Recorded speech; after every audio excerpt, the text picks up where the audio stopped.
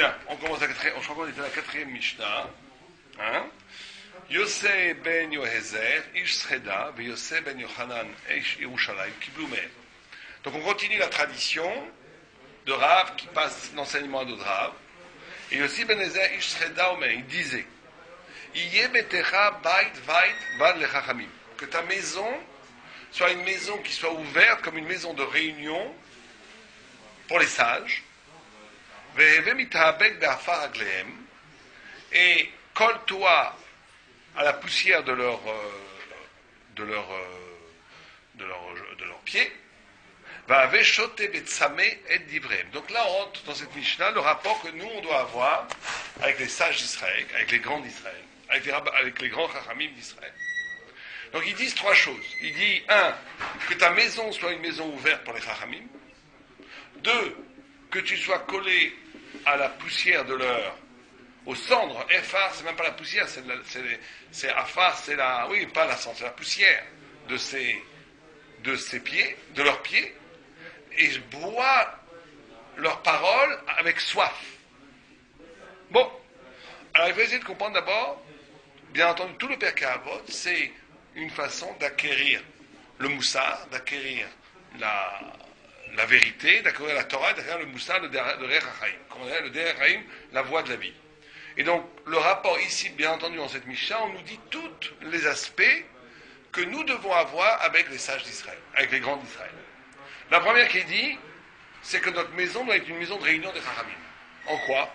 Pourquoi est-ce que c'est si important pour acquérir sagesse et rectitude morale et spirituelle? Pourquoi? Alors là, il y a le Maharal ici mais aussi dans d'autres endroits, Rav Nachman de Breslav et d'autres, ils expliquent un principe fondamental de la vie. Ils amènent, par exemple, un texte qui dit que la façon pour qu'une tfila, une prière, soit acceptée par Dieu, c'est ce qu'on appelle d'être capable de faire.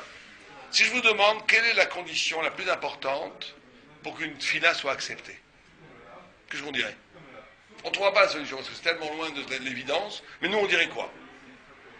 Qu'est-ce que serait la condition la plus importante pour qu'une tfila soit acceptée? Une grande kavana, ou bien, je ne sais pas moi, d'avoir donné une zdaka avant, ou bien d'étudier la Torah avant, tout ça est vrai. Disent les sages par rapport aussi à cette Mishnah, que non, aussi bien sûr, que que la condition la plus importante pour qu'une tfila soit acceptée, va être ce qu'on appelle le chen. C'est quoi le chen? Le chen, c'est la grâce. Et le chen est compris, la grâce, c'est quoi la beauté juive? C'est chen, c'est deux lettres, c'est un mot qui porte deux lettres. C'est quoi ces deux lettres?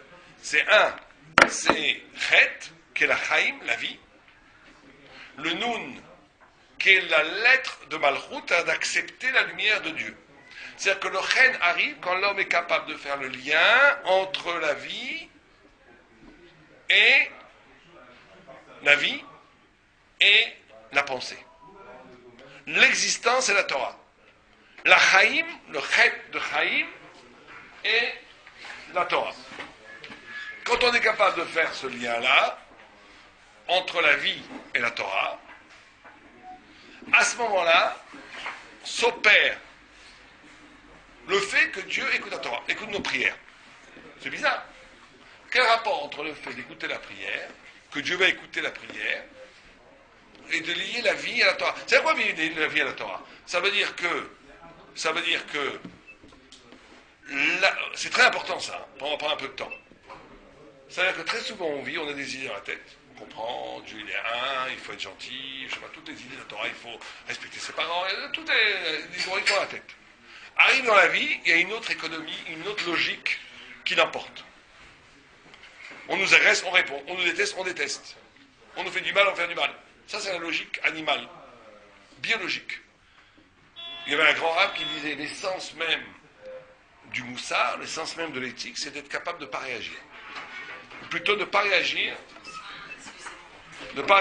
avec le corps, de ne pas réagir avec le biologique, de ne pas réagir que le corps, que l'âme, que le corps, la parole, la pensée, elle soit elle-même liée à la Torah.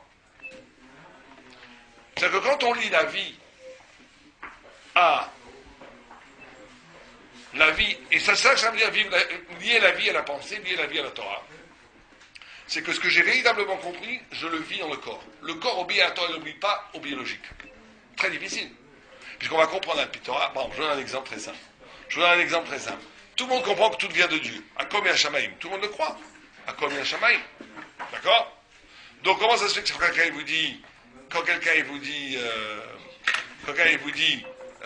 une insulte, vous avez envie d'insulter? Comment ça se fait? Si tu dis une Hashamaim, tu dois lui dire merci, Todarabah, bravo, merci, continuez, ça vient de Dieu. C'est un message. Pourquoi? Parce que la réaction biologique, l'honneur, elle répond. Là, il y a une distorsion entre la vérité et la vie. De l'autre côté, il faut être aussi capable de rendre la vie Torah. Tout événement qui nous arrive, de traduire en Torah. Il n'y a pas d'événement anodin. Donc c'est les deux. Quand tu fais ça, quand tu es capable de lier la vie à la Torah, l'existence à la pensée, à la vérité, là, tes tfilotes seront acceptées. Pourquoi? En harmonie alors? Pourquoi c'est ça qui est important pour prier? Pourquoi quand je lis la vie à la Torah, la prière est écoutée? C'est à ce moment-là que la prière est écoutée. C'est ce qu'Hachem aime. Mais il aime plein de choses. Il aime faire la Zdaka, il aime la Kabbalah, comme vous avez dit. Il aime plein de choses. Pourquoi Dafka ça? Alors, il y a une Gemara qui dit... Parce que c'est une obéissance parfaite, c'est un échange. Oui. Il y a une Gemara terrible, qui est presque méchante, c'était pas une Gemara, qui dit comment ça se fait qu'il y a des gens qui prient, Dieu ne les écoute pas. Et la Gemara, elle ne répond pas du tout, prend pas des détours. Elle dit, est-ce qu'on a déjà vu qu'un âne qui brée dans la grange, quelqu'un fait attention à ce qu'il dit? La Gemara dit ça, l'âne qui brée dans la branche. L'âne, chamor en hébreu, c'est les mêmes racines que chomer, matière. C'est-à-dire que quand quelqu'un, le chen, il faut bien comprendre ça, quelqu'un qui va étudier la Torah toute la journée, qui va être dans la Torah, mais qui se comporte après comme un affreux, qui mange comme un morphal, c'est moche, c'est le contraire du chen. D'un même côté, celui qui a des beaux gestes, qui est esthétique, mais qui n'a pas de Torah, c'est nul, c'est moche, c'est le corps, ça occupe, c'est moche. Un vrai Talmid Chacham, il trouve ça moche, dégoûtant. Là où c'est beau, c'est quand même l'harmonie des deux. Quand l'harmonie des deux, ce qui fait que le corps qui se tient devant Dieu et qui parle à Dieu, il est écouté tout de suite.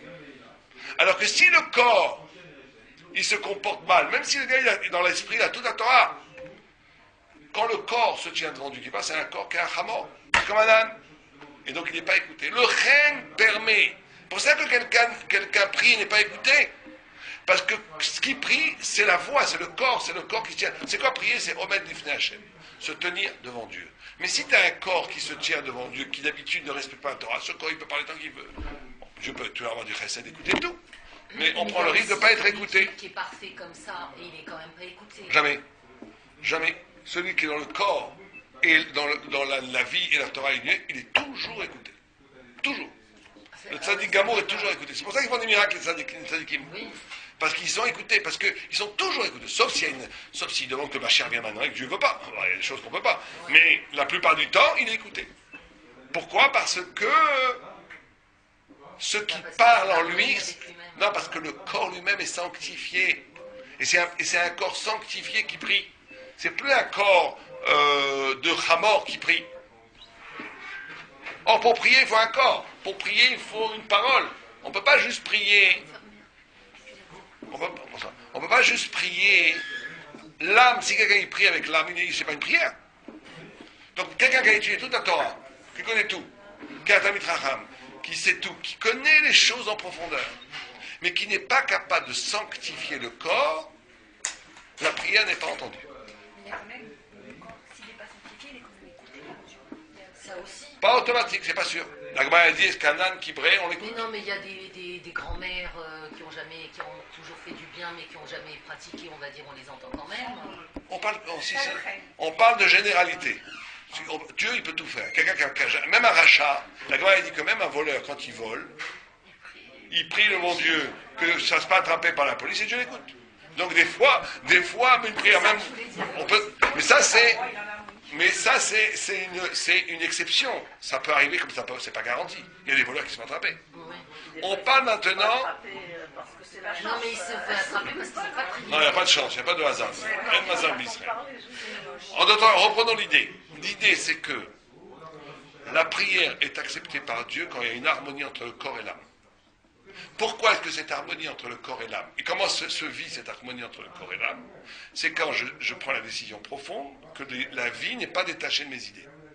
Je pense à des choses, je connais des choses, je sais des choses. Ce que je sais, ce que j'ai compris, je l'incarne. Je le fais vivre. Premier mouvement. Deuxième mouvement, je suis capable de remplacer le réel en enseignement. Le réel n'est pas... C'est pas comme vous dites maintenant, la chance. Voilà, vous détachez le réel de la Torah. Si? Quand vous dites c'est la chance, quand vous dites c'est la chance, ça veut dire que vous donnez au réel un poids autonome sans intervention de Dieu. Dieu préserve. Le juif est capable de traduire le réel en enseignement métaphysique, thoraïque. Quand il fait ces deux mouvements. Un, deux. Non. Rachid Ramban, il dit tout celui qui dit qu'il y a une teva, la nature, c'est une des manifestations de la volonté de Dieu. Mais elle peut changer demain. La nature, c'est comment? La nature, c'est l'habitude. Mais ça peut changer demain. C'est-à-dire que la nature, elle existe, mais elle n'est pas absolue. C'est la grande erreur que les gens font. C'est que la nature, elle existe. C'est quelqu'un qui veut... Le Ham Israël est le peuple qui est capable d'unir le soleil et la lune. Vous savez, dans les calendriers, il y a, chez les occidentaux, le calendrier, il est solaire. C'est la nature. Le solaire, il n'y a pas de nouveau sous le soleil. C'est la notion du rythme cyclique. Tout revient toujours. En Orient, c'est la lune. Tout est nouveau. Tout est irrationnel, spirituel. Ham Israël, c'est le seul peuple qui fait la combinaison entre les deux. Parce que justement, il faut être capable d'intégrer la nature, comme vous le dites, mais cette nature, savoir qu'elle n'est que la surface qui existe, qu'elle a ses propres règles. Et c'est une règle superficielle qui obéit à quelque chose de beaucoup plus profond à l'intérieur. Être capable d'avoir la lecture métaphysique d'un événement. Je vous donne un exemple, par exemple. Quand Lot a été kidnappé par les 4 rois, s'il y avait un journaliste à cette époque, il aurait dit pourquoi Lot a été kidnappé, parce qu'il y a des conflits entre les rois, il y a du pétrole. Tout ça était vrai, comme un journaliste qui va analyser une guerre. Mais ce n'est que la véritable profondeur de ce qui s'est passé, c'est que ces 4 rois, c'était l'archétype des 4 exils qu'on va passer, et qui voulaient kidnapper Lot, parce que Lot avait en lui l'étincelle du Messie, puisqu'il va engendrer Moab, qui va être l'ancêtre de Ruth, etc. Donc il y a une autre lecture complètement spirituelle de l'événement, qui est la vérité de l'événement. Maintenant, cette vérité, elle se mit la bêche, ça veut dire, elle s'habille de toute une rationalité extérieure. Mais le juif, il est capable de vivre complètement la rationalité, et de déceler à l'intérieur de cette rationalité qui est vécue comme une écorce de l'événement, la lumière métaphysique de cet événement. Les deux en même temps. Celui qui est que dans la lumière, il est perdu. Il comprend, il voit bien qu'il est à côté de la plaque. Celui qui est que dans l'écorce, c'est un idiot. Celui qui a les deux, c'est un racham. C'est à ce moment-là qu'on fait l'union entre l'écorce et la vérité. À ce moment-là, on est dans la vérité. Le juif est capable d'intégrer toute la dimension scientifique d'un événement, mais de dire que cette science, la science, elle te dit comment ça marche, elle ne te dit jamais le pourquoi des choses. Le juif, il doit être capable de savoir le comment et le pourquoi. Celui qui est que dans le pourquoi et qui oublie le comment, il va se perdre, c'est pénal. Celui qui est que dans le comment et qui confond le comment avec le pourquoi, il est complètement à côté de la plaque aussi. Celui qui est capable de vivre le comment et le pourquoi, c'est le racham. Et donc, la prière n'est acceptée que quand on est capable de faire ce lien entre la vie et l'idée, et c'est ça qui est appelé dans le temps la beauté, le chen. Un acte, une parole n'est belle que si elle est capable, quand la pensée est capable d'illuminer la vie, et quand la vie est capable de vitaliser la pensée. Quand il y a ces deux mouvements-là, quelque chose est beau. Quand un acte n'obéit qu'au biologique, au besoin, au plaisir, à la réaction, à l'énervement, à tout ce que vous voulez, c'est qu'on réagit, on est instrumentalisé, ça devient très moche. Le chen, c'est cette union-là. Et c'est ça qui fait que la tefila est acceptée. Donc le texte nous dit ici, la relation qu'on doit avoir avec les sages d'Israël, veillez betecha beitva techaramim, ne doit pas être qu'une relation abstraite, où je demande à l'alakha, on répond à l'alakha, on doit les avoir à la maison. Pourquoi? Pour vivre avec eux. Ça leur partager. C'est que dans la Torah, très souvent, les fêtes, même au temps biblique, c'était des fêtes qui passaient par des exercices charnels, c'est-à-dire on mangeait, on buvait, on était ensemble. Parce que d'être ensemble, c'est un moment spirituel. D'être ensemble, d'être véritablement ensemble. Quelqu'un qui est que spirituel, qui n'est pas capable de partager un repas avec des amis, avec sa famille, c'est un manque spirituel. La notion de partage, du partage, du plaisir, elle est essentielle à la spiritualité elle-même. Et le plaisir lui-même est une dimension spirituelle. Comment on dit plaisir en hébreu? Oneg. Oneg, c'est la même lettre que quoi? Que nega. Nega, ça veut dire la lèpre. C'est qu'un plaisir, ça peut être une lèpre. Parce que tu vis, on dit ta'avot mevakesh nifrad. Le plaisir demande la solitude. Tu veux juste profiter, redevenir une bête, juste prendre plaisir comme une bête séparée. Mais oneg, ça peut être aussi l'occasion d'une relation extraordinaire avec Dieu. Que quand tu manges, ou quand tu reçois tout plaisir, en vérité, qui c'est qui te donne à manger à ce moment-là? Quand je mange quelque chose, qui c'est qui me donne à manger? Si je réfléchis. Qui me donne à manger quand je mange? Dieu. Ça vient de Dieu, tout vient de Dieu. C'est la notion même des brachot qu'on fait. Donc, et si, regardez un nourrisson, quand il tète le lait de sa mère, il est en pleine fusion avec la mère.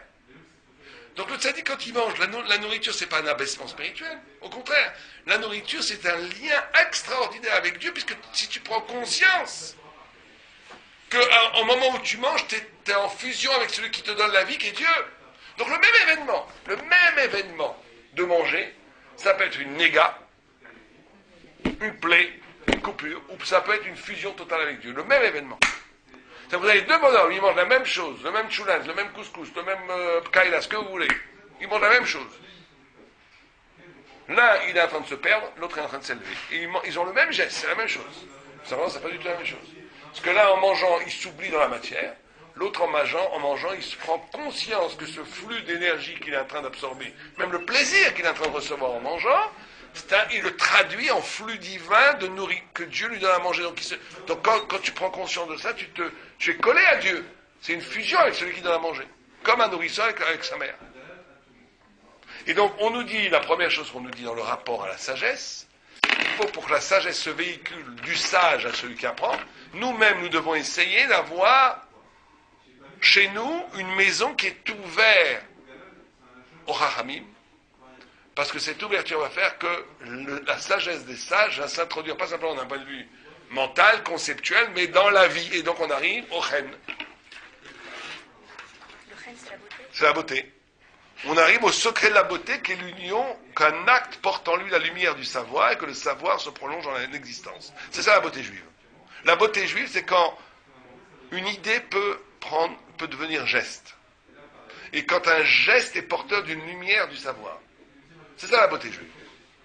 C'est le geste parfait, le geste plein, le geste plein de sens. D'accord? Donc première chose, être betera bait le vad le chachamim. Et dire Rachid l'ilmod sham. Pour d'apprendre de la vie. Ne pas simplement apprendre intellectuellement, apprendre de la vie. Deuxième chose qu'il dit, oh, il dit, soit collé à la poussière de leurs pieds. Alors là, c'est carrément exagéré, presque. Soit collé à la poussière de leurs pieds. Qu'est-ce qu'il veut dire par là? Pourquoi il dit la poussière de leurs pieds? Pourquoi il dit ça? Ouais, tout à fait. C'est le plus bas. Ouais.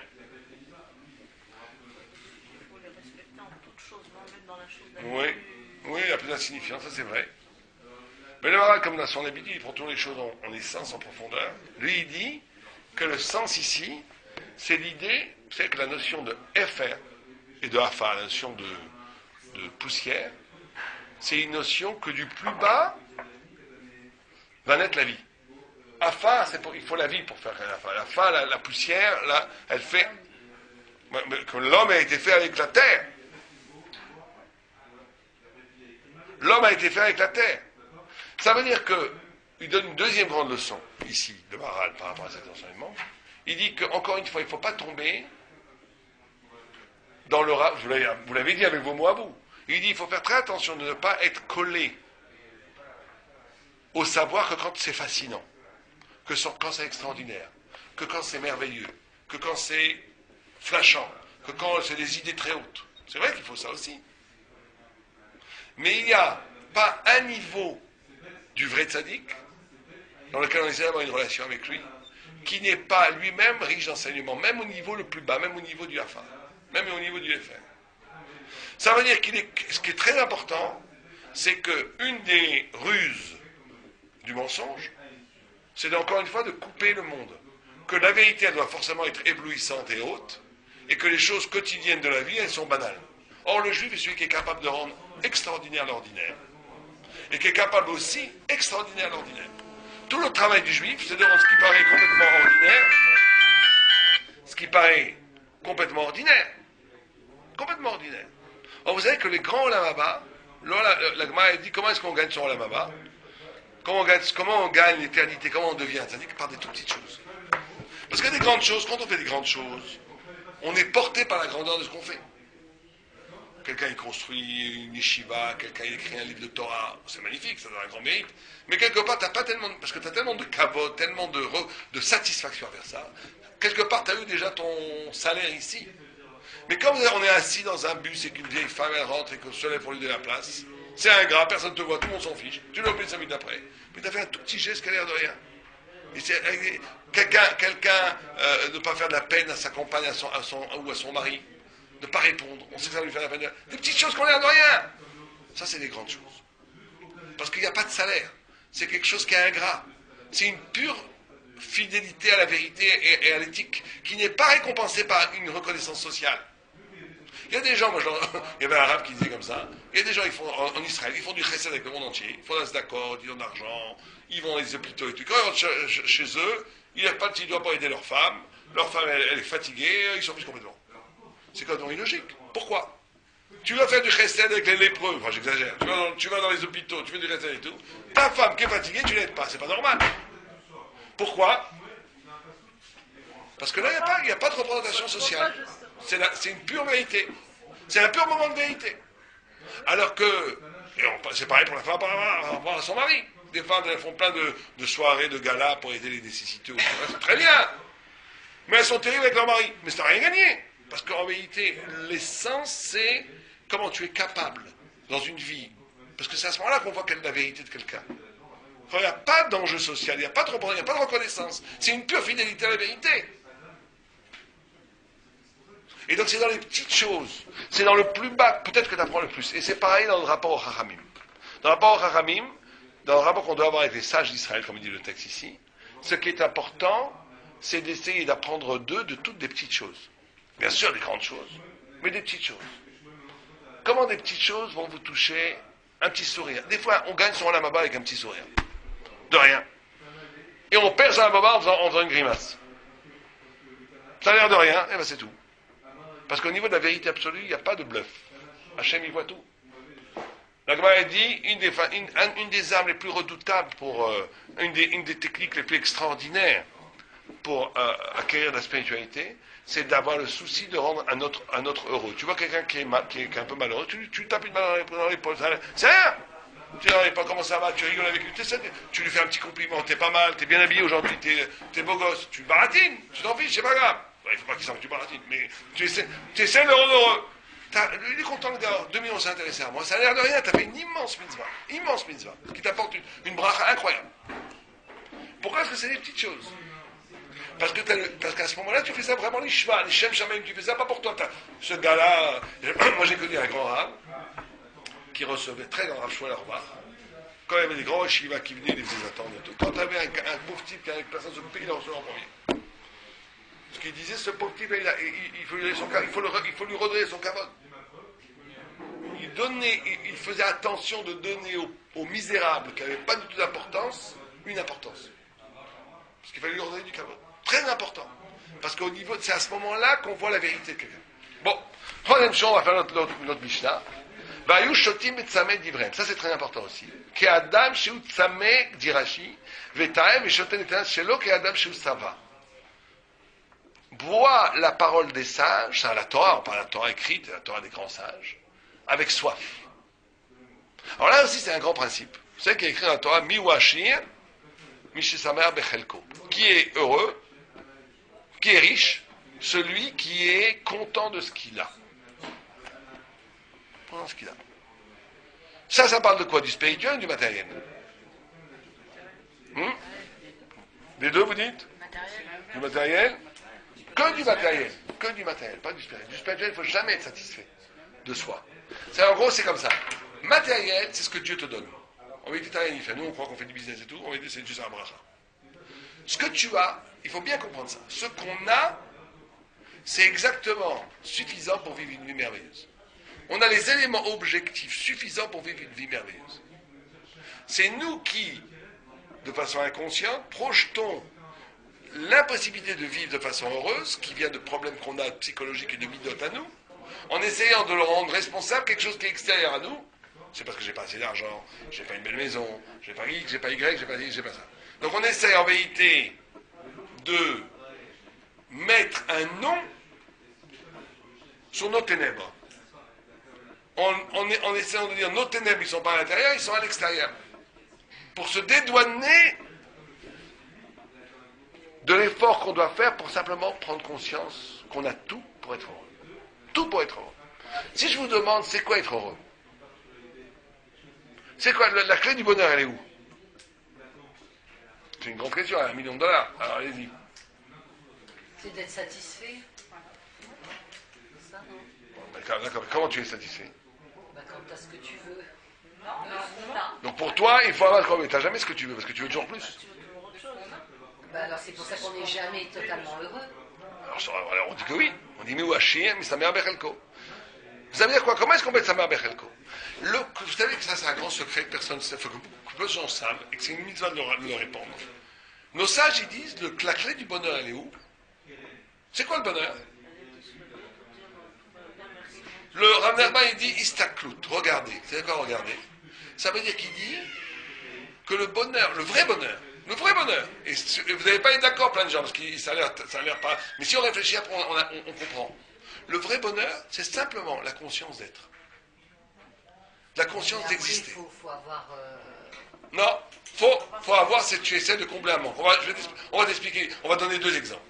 Si par exemple quelqu'un, il est condamné au peloton d'exécution, imaginez vraiment la scène. On vous voit, Kadhafi vous prend, vous êtes un allié de Sarkozy, il vous met sur un poteau d'exécution, vous avez dit, vous entendez l'officier, les soldats chargés, mettez, vous entendez chaque coup, et vous êtes, tout d'un coup vous faites Shema Israël, hein, vous dites, à 3, faites feu, 1, 2, vous serrez la mâchoire, vous allez recevoir une salve de c'est fini. Tout d'un coup, vous entendez un mot qui dit gracier. Là, à ce moment-là, vous êtes super heureux. Pourquoi vous êtes heureux? Vous avez le même compte en banque, vous n'avez pas rempli, le même problème, le même mari qui vous casse la tête, la même maman qui est malade, la même chose. Mais c'est à ce moment-là, c'est pas important tout ça. Vous prenez conscience que la vie, c'est magnifique. Exister, prendre conscience de l'existence, prendre la conscience qu'on existe, c'est être heureux. C'est ça, être heureux. Simplement, la plupart des gens perdent conscience de l'existence et projettent l'existence dans l'avoir au lieu d'être dans l'être. L'être, c'est le bonheur. L'avoir, c'est toujours la satisfaction. Donc, quand on te dit Miouachir, Misamer Bechelko, c'est parce qu'il comprend que le Chelko, c'est très précis. Là, le Chelko, ça veut dire sa part. C'est-à-dire que ce que tu as, c'est suffisant pour vivre ta vie. Matériellement. Chelko, c'est sa part. Chelek, c'est une part. C'est un part. Chelko, sa part. Chacun sa part. Ouais, chacun sa part. Il faut bien comprendre que le malheur, il vient d'une traduction de l'esprit en corps. Il y a aussi des éléments extérieurs qui viennent nous apporter un malheur. Il y a exceptionnellement, la Gemara parle de ça, quand quelqu'un, par exemple, Dieu préserve, a une maladie tellement forte, qu'il souffre tellement, qu'il ne peut plus penser. La Gemara, elle dit oui. Là, il dit à ce moment-là, on peut même prier pour mourir. Oui, mais ça, il peut. Ça, c'est à des niveaux, chacun son niveau. Mais les grandes sadikim, tout était bien. Tout était bien. Tout était bien. On a du mal à comprendre. Nous. Rabbi Yochanan, il a perdu 10 de ses enfants. Il avait un os de son 10e enfant qui montrait aux gens, c'est pas vrai, chacun a la vie qu'il a. Ils ont vécu ce qu'ils devaient vivre. Bon, pour nous, c'est trop grand pour nous. Mais on voit qu'il y a des gens qui peuvent arriver à ça. Chacun a la vie, exactement, chacun a vécu ce qu'il devait vivre. Exactement ce qu'il devait vivre. Notre problème du malheur, c'est qu'on vit une vie de corps. C'est quoi une vie de corps? Si je vous demandais c'est quoi une vie de corps? C'est quoi vivre corporellement?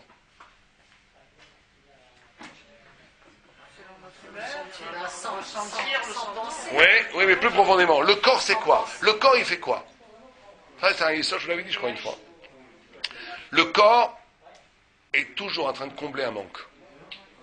Vivre de façon corporelle, ça veut dire de créer des manques et les combler.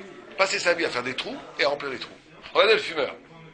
Le fumeur, le grand kiff de fumer, c'est quoi? C'est que j'ai envie de fumer et que je comble le vide en fumant. Il y a même des cas encore pires que ça. Il y a des gens, ça va très bien avec leur mari, avec leur femme. Et tout d'un coup, comme ça va très bien, il y a une sorte de panique. Et c'est très, moi, des fois, je m'occupe de problèmes comme ça. Très souvent, c'est le cas. Il y a ça va trop bien, donc panique. Il y a l'angoisse, on n'a plus rien à se dire, c'est le néant. Donc, qu'est-ce qu'ils font les gens? Inconsciemment, ils ne s'en rendent même pas compte. Ils créent une dispute. Le dispute, ça fait un trou. Et après, on se réconcilie, c'est le bonheur. Hein, parce qu'on peut vivre de façon corporelle, ça veut dire vivre. On fait des trous et après, on comble le trou. C'est ça, c'est incapable de remplir sa vie avec une lumière qui n'est pas le combler à une frustration, mais une lumière qui vient du haut, un sens à la vie. Il y en a qui en sortent plus, c'est une blague, mais ça existe aussi, il y en a qui sont encore plus pervers. Ils se disputent avec leur femme, pour faire une dispute, pour faire un trou, après ils vont fumer un cigare dehors. Ah, c'est la meilleure.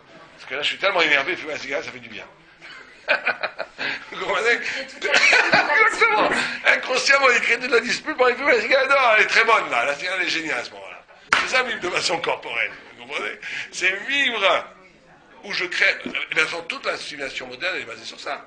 On te crée de la publicité qui crée des manques que tu as absolument besoin. Et après, regardez, le portable, c'est l'exemple le plus loin. Moi, j'avais pas de portable il y a 2 ans. J'étais très bien. Maintenant, j'oublie mon portable chez moi, je vais faire 1 kilomètre pour aller chercher. Je me suis créé un trou qui s'appelle portable. Et hop, maintenant, un besoin que je n'avais pas besoin. On l'a tous.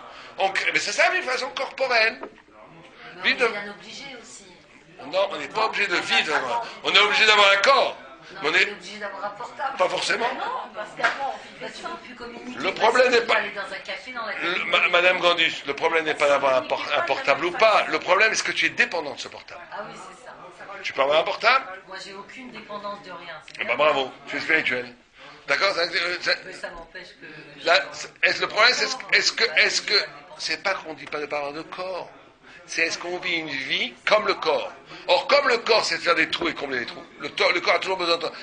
Toute ta vie, c'est toujours de combler une frustration. Tu ne peux vivre que comme ça. Tu perds ton temps, tu te rends. La vie qui n'est pas une vie de corps, c'est une vie qui est une vie, justement, où on dit ici, spirituelle. Alors, on dit, justement, quand on dit spirituel, ça veut dire quoi?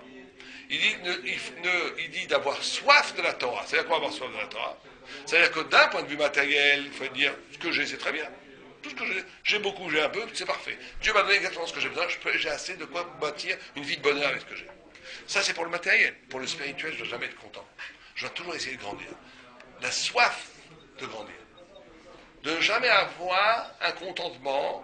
Le Michel Tcharim, il dit une phrase même, pas méchante, mais qui pique, il dit, oui, les gens qui disent, moi ça me suffit un petit pain sur la maba, ça me suffit, j'ai pas besoin d'une grande place sur la maba, du moment que je vais pas en enfer, que j'ai une petite place tranquille, je suis content. Une petite villa, 3 pièces, je suis content. Il dit, bon, alors je dis, d'accord, t'as le droit de penser comme ça, mais je vais te demander une question maintenant. Prends ta copine, ta meilleure copine, vous êtes pareil. Pareil, hein? Vous avez la même vie, la même mitzvot, vous êtes pareil. Ta copine, elle reçoit le prince charmant, qui a 50 millions d'euros, qui en plus est gentil, qui est beau, tout. Et toi, tu reçois un gars moyen, sympa, 2 millions d'euros, 3 pièces, ça. Tu dis que tu te plains ou tu te plains pas? Si tu te plains, alors ne baratine pas que la baba, tu crois pas vraiment la baba. Si tu croyais vraiment la baba, tu vois bien que toi, quand ça arrive dans la mazé, tu dis c'est pas juste. Pourquoi moi j'ai pas? C'est là tu disais pas. Ah alors, ça c'est pour 70 ans. L'Olabama c'est des milliards d'années. Donc si tu croyais vraiment, tu vas dire, mais ça va pas, je veux pas rater. Je veux pas rater ça. Je vais essayer de construire une vie qui fait sens et qui s'inscrit dans l'éternité. Et ne me dis pas que ça te suffit à 3 pièces. Si dans la vie d'ici ça te suffit à 2 pièces FM à Sarcelles, d'accord? Mais sinon, alors pourquoi dans l'Olamazé tu veux la belle part? Et dans la Baba, non, ça va pas. C'est du baratin quand on dit ça me suffit. Ça ne suffit pas. C'est parce que tu sais pas ce que c'est, parce que tu n'y crois pas vraiment, parce que tu n'as pas vraiment éprouvé la grandeur de ce que c'est. Et donc, il y a la notion, et ça c'est une notion très importante, la notion de manque spirituel. Un homme doit sentir qu'il a besoin de se grandir spirituellement. Un homme et une femme doivent sentir l'espérance spirituelle.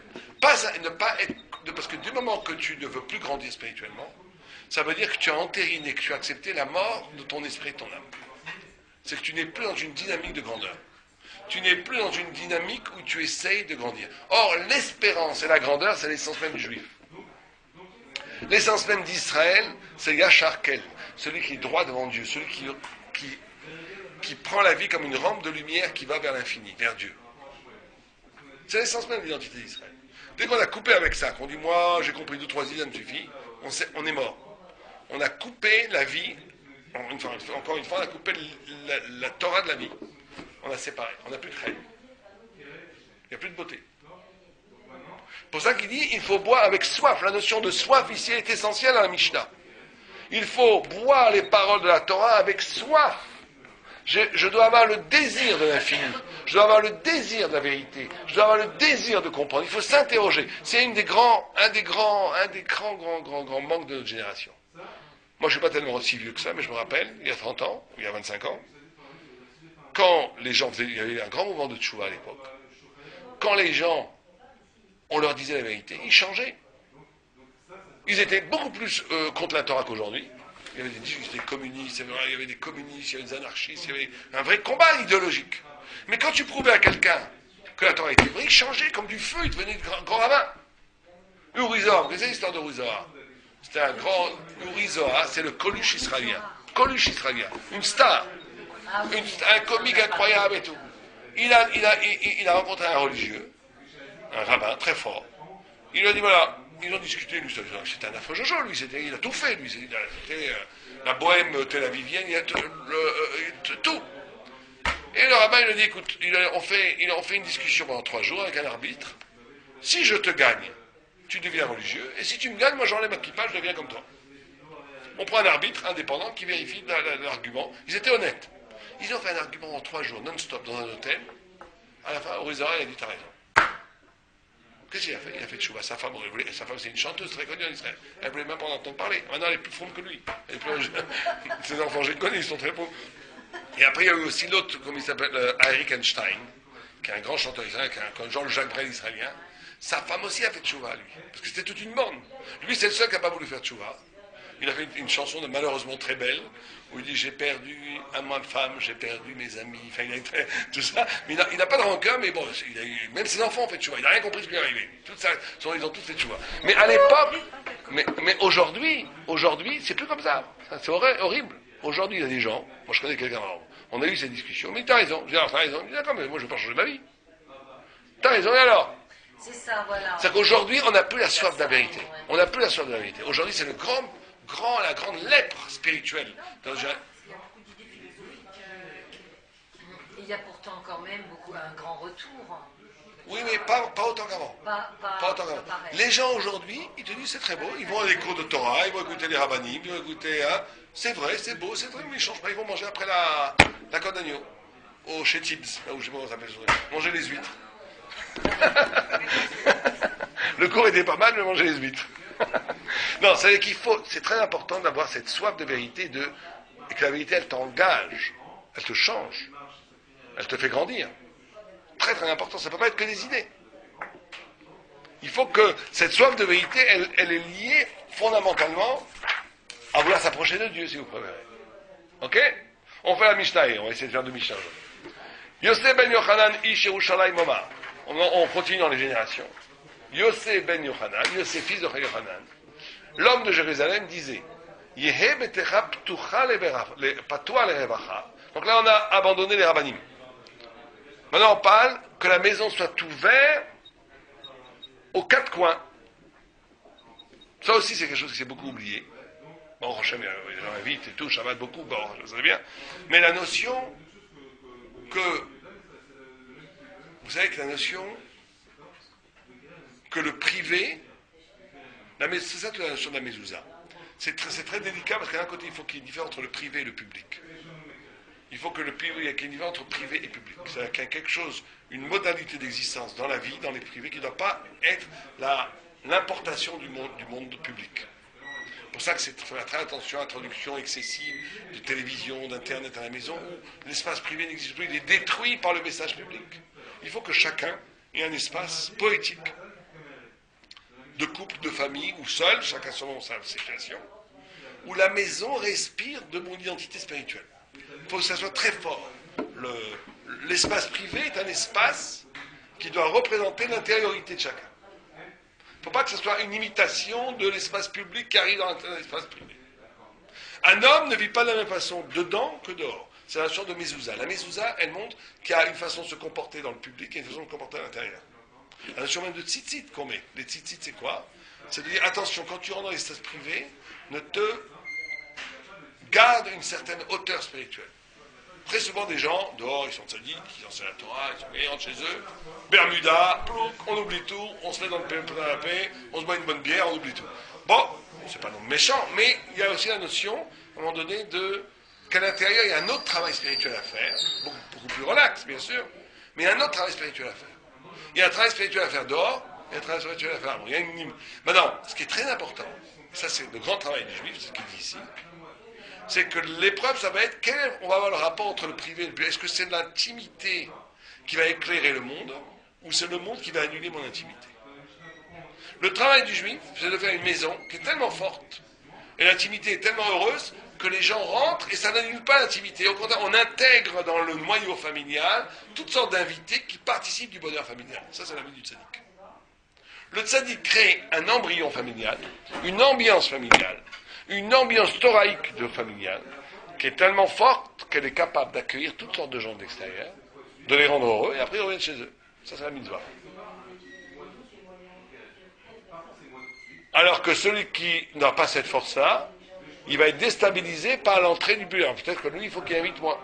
Mais ce qu'il dit ici, c'est qu'il faut être capable d'avoir une maison avec une Torah tellement forte, une lumière tellement chaude, tellement vraie, que c'est un foyer qui va pouvoir accueillir les gens, toutes sortes de gens, et les entrer même dans la poésie, dans le poétique familial, dans la Toraïque familiale, dans la vérité qui dit, ça passe par des Dvar Torah, ça passe par des chants, ça passe par toute une ambiance qu'on vit principalement Shabbat, qui est magnifique. Mais c'est un moment extraordinaire de spiritualité. Les Shabbats, quand on invite des gens, c'est un moment extraordinaire de spiritualité. C'est pas juste manger, c'est un moment de communion ensemble où l'amour du prochain et l'amour de Dieu se confondent. Donc très important. Première chose, cette notion de générosité et d'hospitalité. D'accord?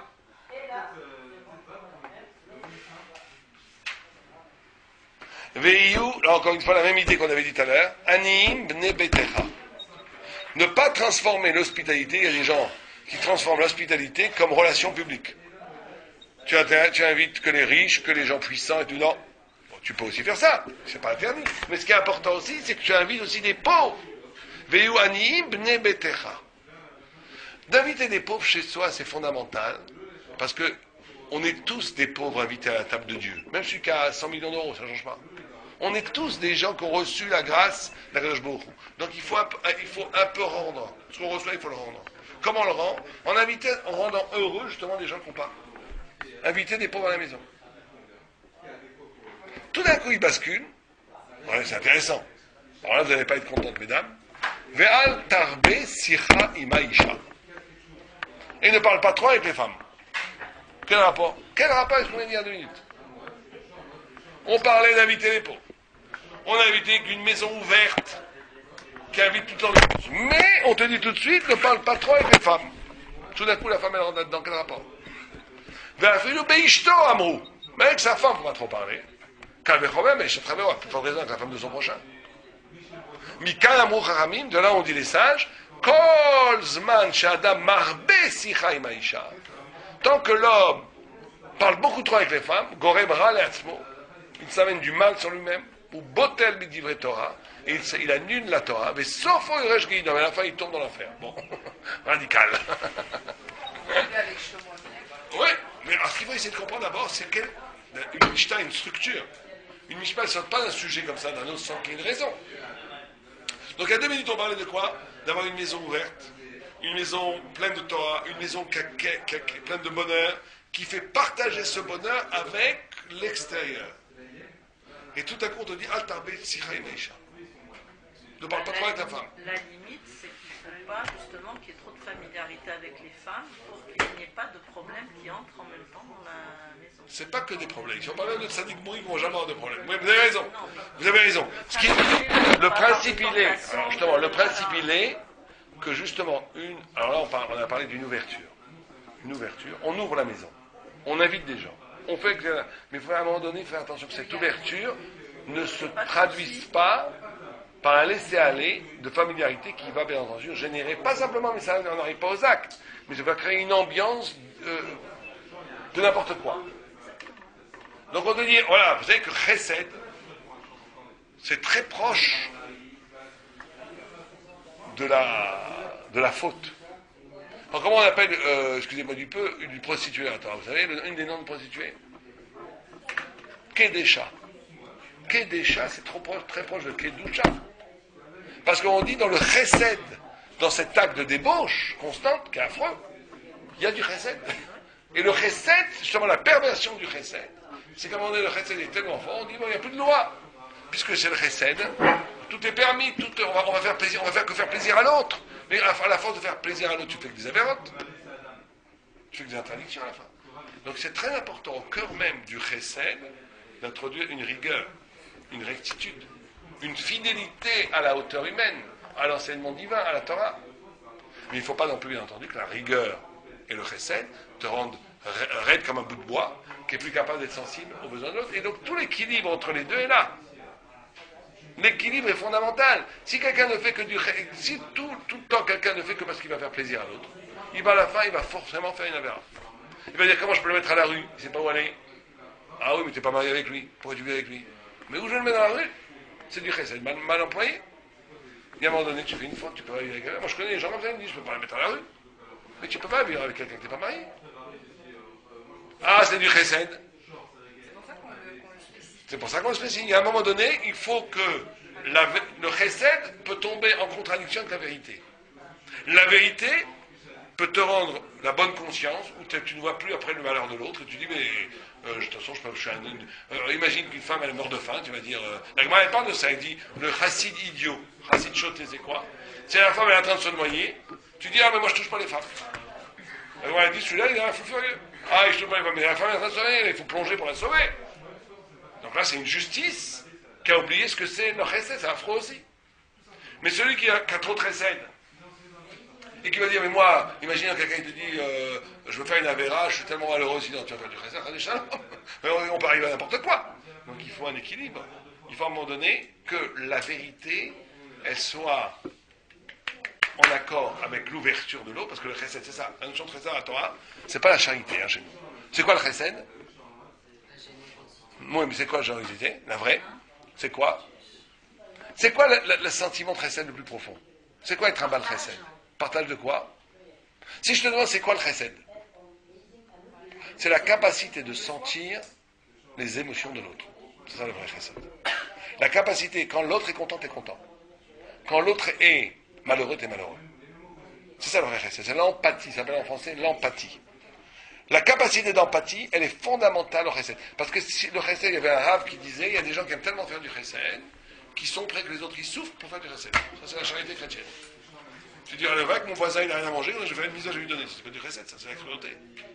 Tu as envie d'instrumentaliser le manque de l'autre pour te sentir bien, pour lui donner. C'est pas ça le chesed.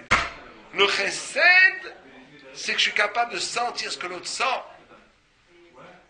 Dans le mal et dans le bien. Parce que il y a des gens, ils sont capables, quand un autre est malheureux, ils sont malheureux tous avec lui. Parce qu'en réalité, ils projettent leur propre souffrance sur les autres.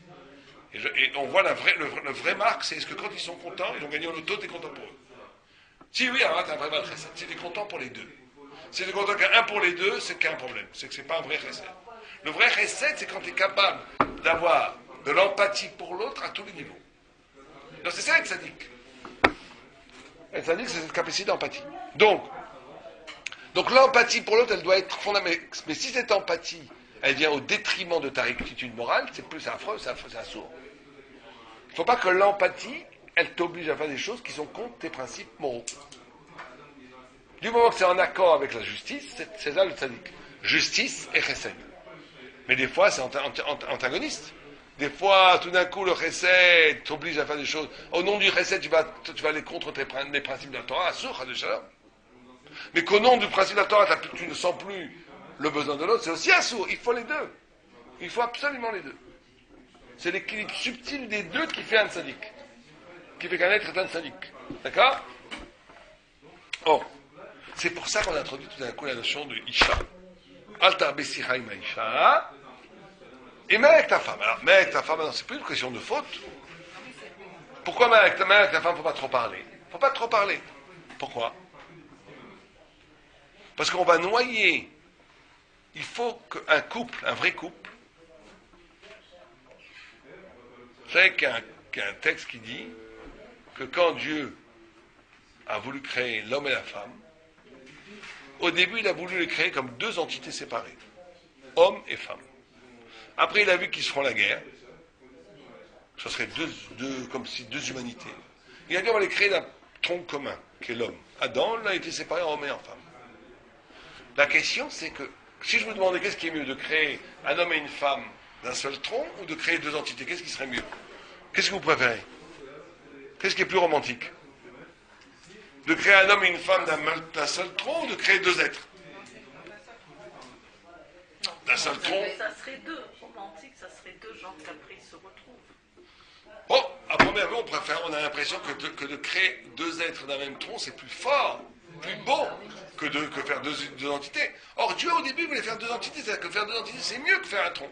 Ce n'est que parce qu'il a dit qu'ils feront la guerre qu'il les a créés en même temps. Donc c'est comme si c'était ce qu'on appelle un Torah Bidiaval. Mais les ratris, là, ils voulaient créer comme deux entités. Pourquoi c'était mieux? Pourquoi c'était mieux? Parce que c'est ça le but du couple. Le but du couple, c'est pas que la fusion.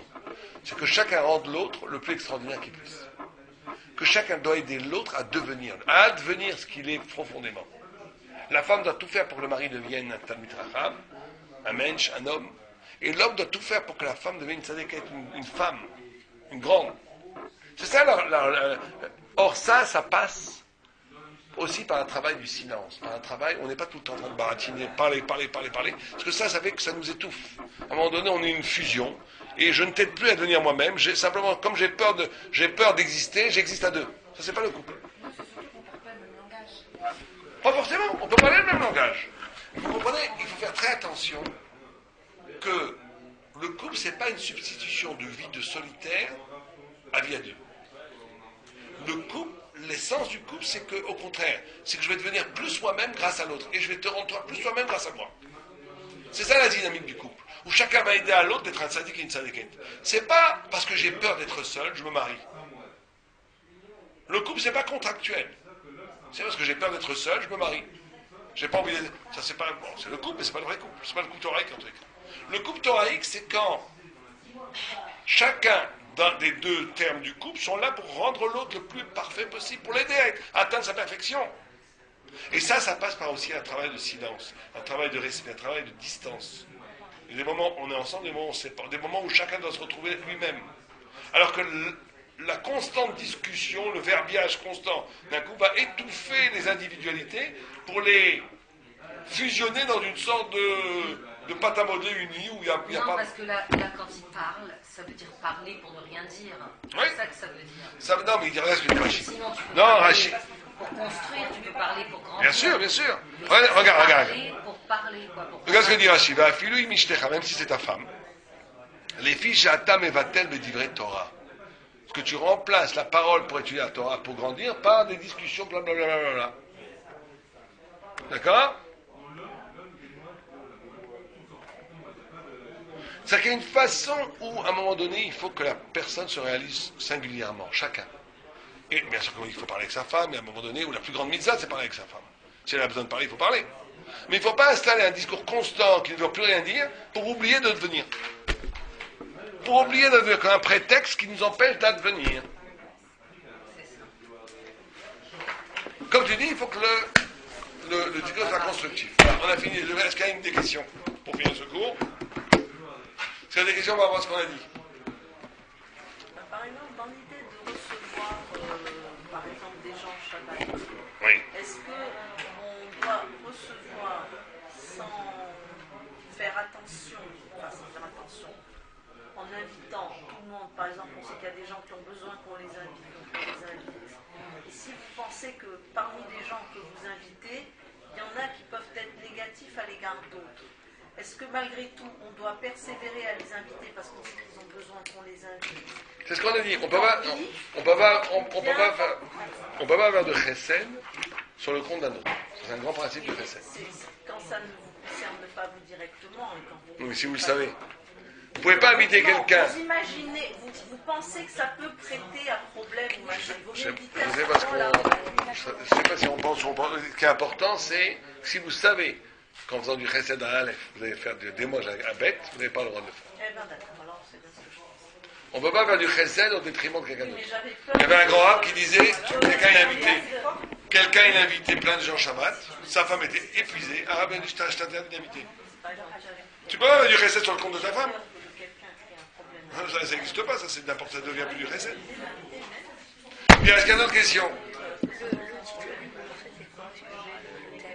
On fait le Pirkei Avot. On prend des Mishnayot du Pirkei Avot. Le Pirkei Avot, c'est le maxime des pères. C'est des Mishnayot qui reposent toute de très anciens, qui datent d'à peu près le premier Pirkei Avot, il date à peu près 3 siècles et demi avant l'ère vulgaire, c'est-à-dire 23 siècles. Et ça va jusqu'à, les derniers Pirkei Avot, ils vont jusqu'à peu près au 4e siècle. Donc c'est 8 siècles de paroles des sages, morales, éthiques. Là, c'est Rachid.